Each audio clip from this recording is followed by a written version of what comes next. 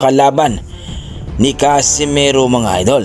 Rank number 3 itong si Casimero sa WBO dati mga idol.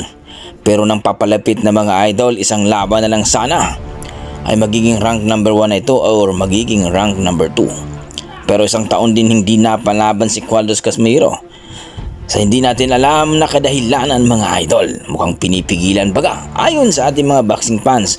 Kasi kung napalaban ng isang laban mga idol itong si Casimero, panigurado rank number 2 na ito sa WBO ngayon mga idol, o hindi rin, baka magiging rank number 1. Depende sa promoter mga idol. At dito nga mga idol, biglang si TJ Duhini na sumulpot, biglang naging rank number 3 itong si TJ Duhini mga idol. Nagbuluntari itong monster kuno ng Japan, ang matandang Duhini mga idol, ang kanyang kinalaban